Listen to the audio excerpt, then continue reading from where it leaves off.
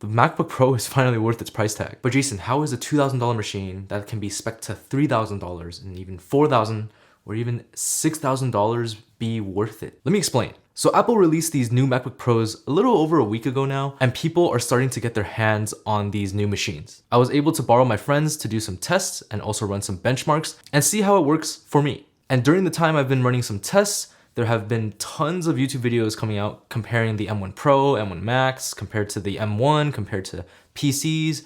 They're running Premiere Pro tests, Final Cut tests, whole bunch of tests, while I've been also running my own tests. So when writing the script for this video, I actually did more research and was able to find out some cool things about this machine. But ever since the announcement of the M1 Pro and M1 Max, we already knew that this was gonna be an insane chip. And this is because we already know what the M1 chips are capable of. The M1 Pro and M1 Max chips only have 25% more cores than the M1 chip, which is 2 more cores than the M1 chip. So CPU wise, we're only gonna get slightly better performance just based on those core numbers. I would still recommend the M1 laptops if you want the most bang for your buck and you don't really video edit or don't really do any graphical work. But that's another topic. Let's get back to the topic of why this MacBook is worth it. The CPU is unrivaled in terms of efficiency and performance, which means that you get insane performance while having extremely long battery life, while also having cooler temperatures on your CPU. And for the GPU, you can spec it out to be 32 cores on the M1 Max. So after doing a little bit of research, not much,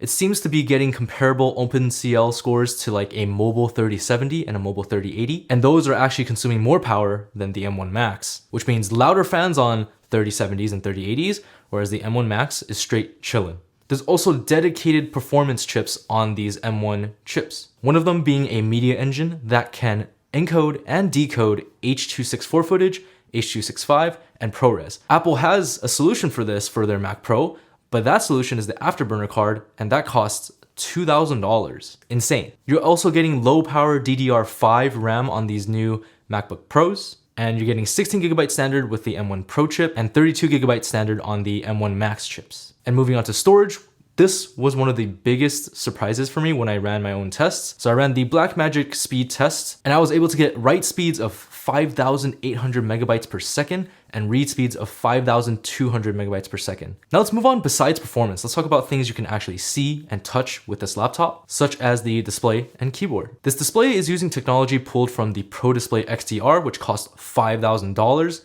Jesus Christ. But I actually don't think you can get a monitor with the same specs as the MacBook Pro.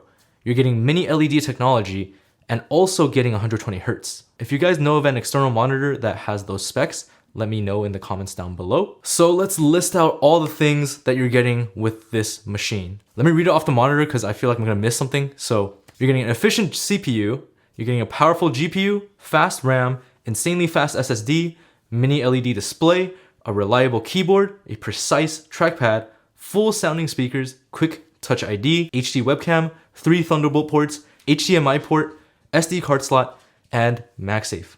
All inside of one machine. That's insane.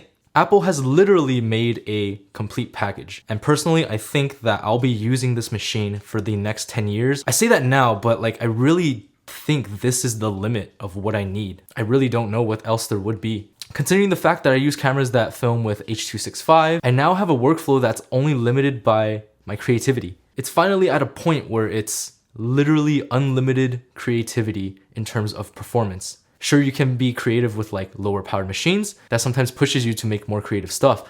But if you ever need the performance, it really is there in a portable machine in an all-in-one package. So I am personally waiting for my spec coming in next week. And so I'm gonna have to reluctantly give this MacBook Pro back to my friend. But based on first impressions, this is insane. Thanks for watching. I'll see y'all in the next one.